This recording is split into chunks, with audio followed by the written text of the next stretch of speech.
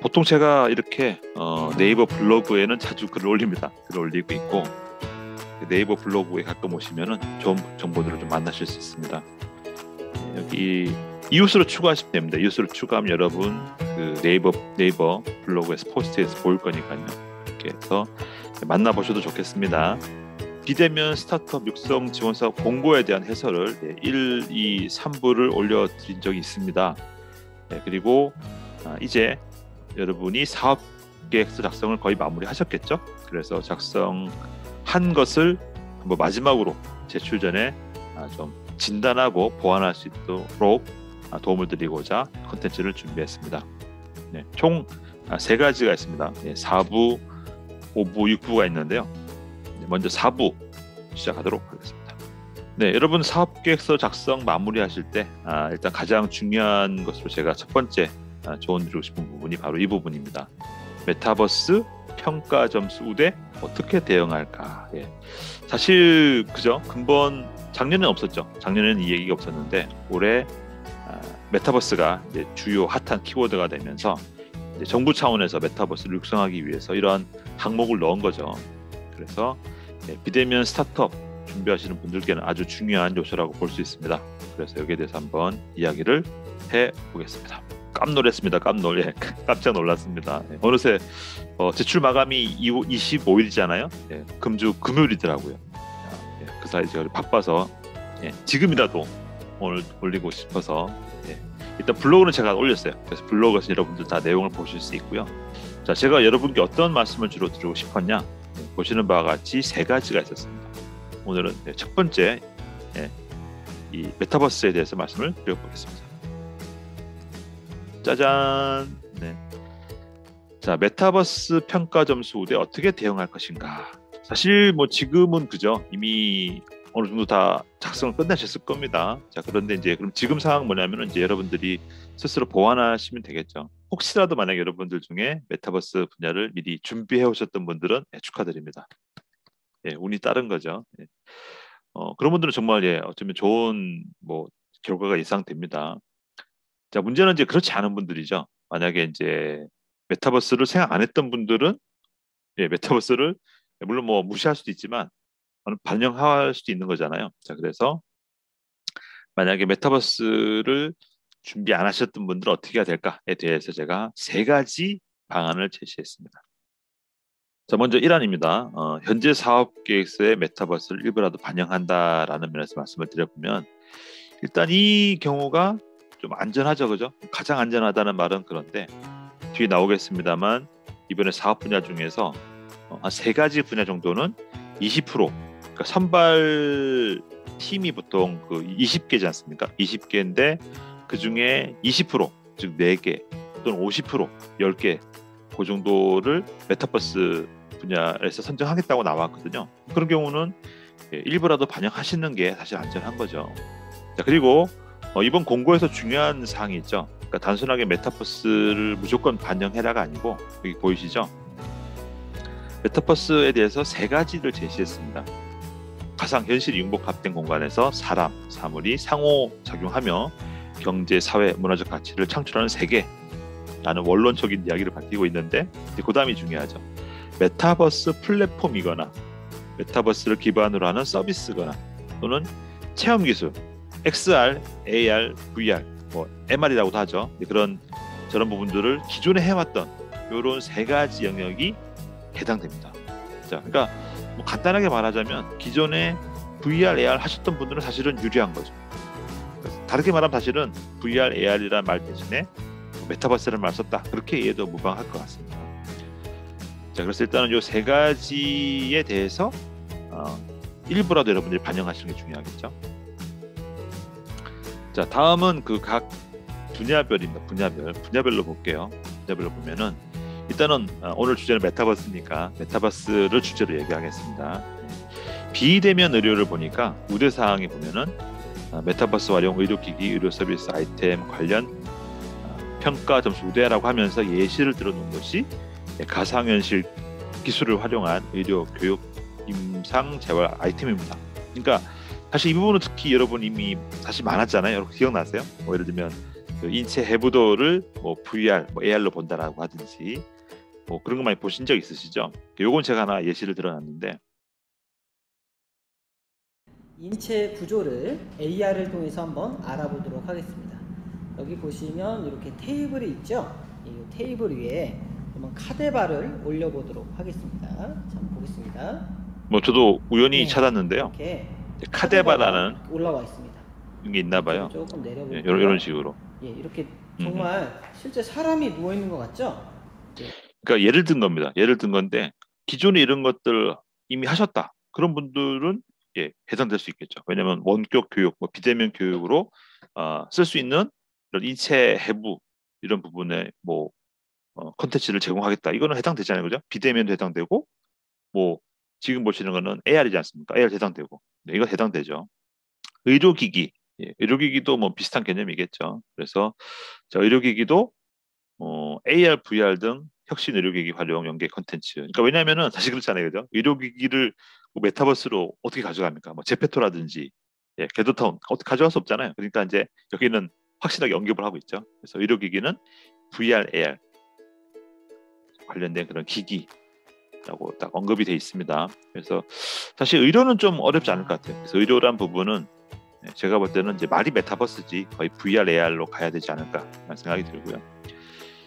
디지털 혁신 교육 같은 경우는 사실은 이미 기업 교육이라든지 학교 교육, 일부 대학교에 보니까 오리엔테이션을 메타버스에서 하더라고요. 그런 사례 많이 보셨죠. 그래서 디지털 혁신 교육은 메타버스를 이용해서 하겠다. 충분히 어떤 메타버스 플랫폼을 언급하는 부분도 해당이 될 것 같습니다. 에듀테키도 마찬가지죠. 마찬가지고요. 자, 온라인 농식품. 온라인 농식품 같은 경우도 사실은 의료기기 비슷하죠. 이것도 글쎄요. 실제 먹거리를 우리가 팔고 산다, 뭐 가공한다 이렇게 따져보면 이건 사실은 메타버스를 넣기 좀 애매한 면이 있잖아요. 그러면은 예를 들어서 어떤 뭐 품질 관리라든지 어떤 뭐 요리법이라든지 뭐 그런 부분들을 AR, VR로 보여준다. 뭐 그런 정도는 될 수도 있겠죠. 근데 물류는 보면은 이제 더 중요하게 볼 필요가 있죠. 물류 같은 경우는 메타버스와 물류 서비스가 융합된 아이템에 대해서는 점수 우대뿐만 아니라 전체 선정되는 개수의 20% 이내를 요구를 하겠다는 거예요. 그러니까 비중을 많이 준다는 얘기죠. AI나 AR을 이용한 융복합 물류 서비스. 예를 들면 그런 거 아닐까요? 예를 들면 이제 최적의 어떤 배달 경로를 찾는 그런 시뮬레이션이라든지, 그죠? 또는 디지털 트윈이라는 컨셉에서 특정 도시를 만들었어요. 그런 경우에 어떤 물류 최적화를 연구하는 거라든지 또는 주문하는 거라든지 그런 부분들은 충분히 메타버스로 얘기가 될 수 있고, 근데 역시 제 생각에는 이것도 메타버스라기보다는 그러니까 제가 말하는 메타버스는 제페토, 궤도타운 그런 개념까지는 아니고 디지털 트윈이라든지 스마트 도시, 스마트 도시는 확실하게 디지털 트윈 언급돼 있죠, 그죠? 그래서 말 그대로 기존에 만약 서울이다. 그럼 서울의 한 동이다. 그러면 만약에 예를 들어 마곡이랄까, 마곡을 하나 이제 디지털 도시로 만들어서 그 안에서 어떤 도시에 대한 개발이라든지 그런 부분들을 할 수 있겠죠. 그래서 스마트 도시 같은 경우도 20% 이내를 뽑는 걸로 되어 있습니다. 그래서 물류 스마트 도시는 특히 이런 부분 참고하시면 되겠고요. 해운수산과 친환경은 우대라고만 되어 있고요. 특별하게 어떤 가이드는 나와 있지 않습니다. 그래서 역시 해운수산이나 친환경도 제 생각에는 기존의 VR, AR 기기를 연동한다. 그렇게 접근하셔도 큰 문제는 없을 것 같아요. 자, 융합 미디어. 사실 융합 미디어는 이름이 그렇지만 메타버스라든지 VR, AR 연계될 부분들이 많죠. 그래서 무려 50%나 뽑고 있습니다. 그러니까 다르게 말하면 아마 기존에 VR, AR로 뽑았었을 만한 그런 분야인 거예요. 자, 그런데 어쨌거나 융합 미디어라는 분야로 이점으로 해서 선발을 50%를 한다는 거, 요거 좀 특징이 되겠고요. 예시를 보면은 아바타 꾸미기, AR 동물원, 이런 다양한 것들이 있습니다. 즉 메타버스 플랫폼도 되지만 그 플랫폼 안에서 쓸 수 있는 부가 서비스 이런 부분에 해당이 되는 거죠. 그래서 어쨌거나 전반적으로 보면은 AR, VR, 전통적인 AR, VR을 해왔다. 그런 분들은 여기 융합 미디어로 신청하셔도 좋겠습니다. 비대면 스포츠, 메타버스에서 할만하죠, 그죠? 그래서 AR, VR, XR 이런 부분들을 예시로 들어 놓았습니다. 뭐 이렇게 50%로 이런 말은 없어요. 그러니까 결국은 기존의 뭐 스포츠, 경기장, 운동기구 이런 부분들을 가지고 하셨던 분들이라면 거기에 이제 VR, AR을 접목하는 것으로도 메타버스 우대점을 받을 수 있지 않을까 생각이 든다는 거죠. 그다음에 인공지능, 메타버스 인공지능 데이터 네트워크 등 기반 기술 활용 정도가 높은 사업 아이템의 경우는 평가 점수를 우대한다. 즉 메타버스뿐만 아니라 말 그대로 제목이 인공지능이니까 그 외 나머지 일반적인 그 딥테크 이런 것들을 활용하는 것은 점수를 더 받을 수 있네, 그죠? 다음 비대면 혁신 창업 아이템입니다. 여기서는 뭐라 나와 있냐면은 메타버스와 연계 가능성이 있는 사업 아이템에 대해서는 평가 우대를 하겠다라고 되어 있습니다. 기타로 분류되는 사업 아이템이 있을 경우는 아마 인천이죠, 그죠? 그래서 비대면 창업 아이템 저기로 신청하시면 되겠습니다. 자, 그래서 이상 13가지 분야에 대해서 간략하게 일단 메타버스를 어떻게 적용하면 좀 말씀드려봤습니다. 한번 참고해 보시기 바라고요. 그러니까 정리하면 결국은 VR, AR이라고 생각하시면 될 것 같아요. 즉 이것도 공고에 나오다 보니까 뭔가 VR, AR 일부라도 반영해야 되겠는데 어떻게 하면 좋을까? 자, 그런데 우리가 흔히 아는 제페토라든지 게더타운 그런 개념을 접목하기는 쉽지 않죠. 그렇다 보니까 기존에 우리가 흔히 아는 VR, AR, XR 이런 것들을 접목하시는 부분을 하시더라도 평가 점수 우대를 받을 수 있지 않는가 그렇게 생각은 됩니다. 일단 이제 포인트는 뭐냐면 정답은 없죠. 정답은 없는데 중요한 부분이 여기에 VR을 적용을 꼭 해야 될까요? 이런 이야기. 여기에 AR을 꼭 하는 게 효율적입니까? 효과적입니까? 기대 효과가 뭘까요? 이런 얘기가 나오면 안 되겠죠. 그러니까 제 말은 공감대를 얻을 수 있을 만한 그런 어떤 요구사항을 발굴하셔서 거기에 적용하시면 되겠죠. 그리고 여기에 대해서는 주변의 지인들의, 그러니까 여러분 지금 작성하실 사업 계획서를 주변에 이제 지인들, 믿을 만한 분 또는 관련 전문가와 함께 한번 진단 받아보셔도 좋을 것 같습니다. 사실은 뭐 약간 뭐 광고를 드리자면 사실 광고라기보다 여러분 도움 되실 거니까요. 한번 작성하신 사업 계획서를 진단 받아보시는 부분도 많이 도움 되실 것 같고요. 뭐 이 네이버 블로그 하단에 보면은 윈도스 랩에 각종 코칭 서비스가 있습니다. 거기서 한번 필요하신 분은 이용하셔도 좋겠습니다. 자, 주의사항은 뭐냐면은 이거 중요하죠. 그러니까 차라리 메타버스라든지 VR, AR을 말 안 했으면 상관없는데 그 말을 하잖아요. 그 말을 한 순간 여러분이 주의할 사항이 있습니다. 관련된 준비 상태가 제대로 되어 있는가를 어필하셔야 된다는 거죠. 만약에 그걸 안 하시면은 이건 뭐야? 메타버스 평점 잘 받으려고 일부러 막 끼워 맞춰 놓나? 이런 말을 들을 수 있는 거예요. 사실 이 부분이 쉽지 않을 겁니다. 그죠? 그러니까 그것을 언급하는 것은 뭐 상관없는데 거기에 대해서 우리가 제반 준비를 해봤다. 이걸 좀 잘 기술하는 게 쉽진 않겠죠. 왜 필요한지를 잘 어필하시고 그거에 따른 기대 효과를 잘 기재하시고 그리고 그것을 우리가 할 수 있는 어떤 파트너가 있다. 관련된 개발자가 있다. 관련된 어떤 사업 경험이 있다. 그런 얘기들을 언급하시면 되겠습니다. 방금 요 얘기 중요합니다. 두 번째, 기존 사업 계획을 확 바꿔서 메타버스에 초점을 맞춘다. 여기에 대해서 한번 말씀드려 볼게요. 사실 이거는 쉽진 않죠. 가장 리스크한 선택이라고 되어 있습니다. 만약에 이제 이건 그런 거죠. 만약에 이렇게 하신 분이 계시면 지금부터는 제 얘기를 잘 들어보시고 좀 보완하시면 좋겠어요. 그렇게 지금 시간 활용하시면 좋겠습니다. 일단은 뭐 리스크하다는 이유는 그거죠.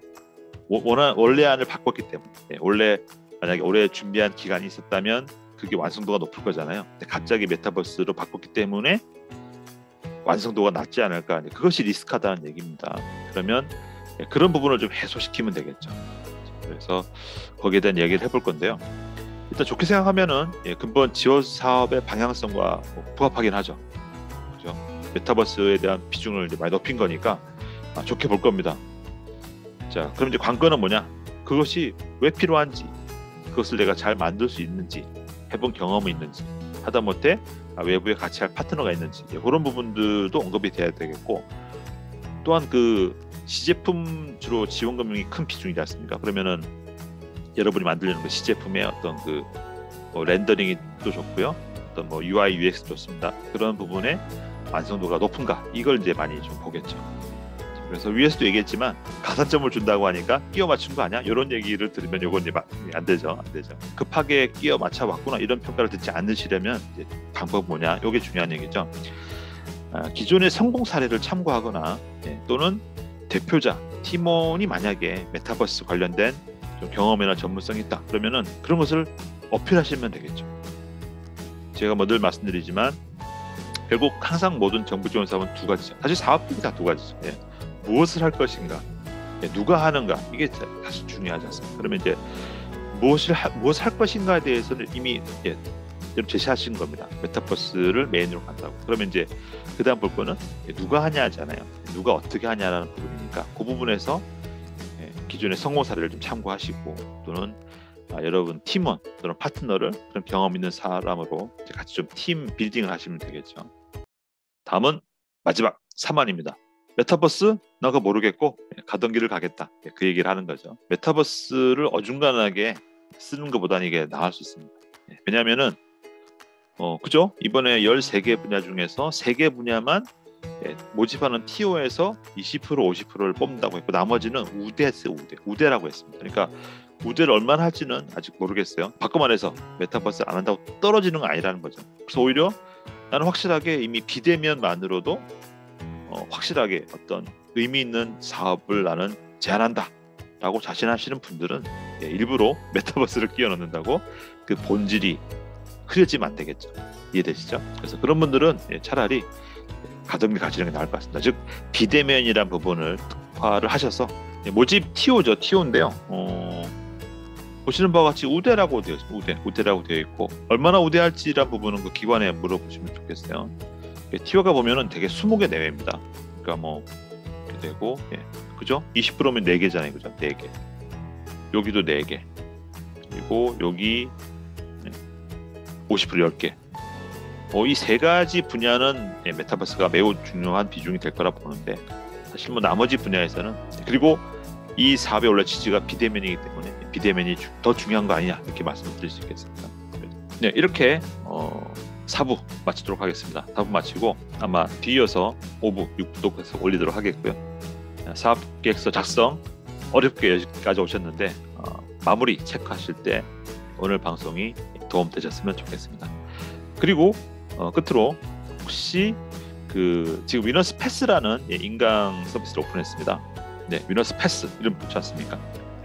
현재는 그 예비 창업 패키지 클래스가 올라가 있는데요. 사실은 그죠? 사실은 예창패나 초창패나 뭐 청창사 뭐 이번에 하는 비대면까지도 기본적인 틀은 거의 같거든요. 그래서 도움이 되시리라 예상이 됩니다. 그래서 한번 필요하신 분들은 한번 보시기 바라고요.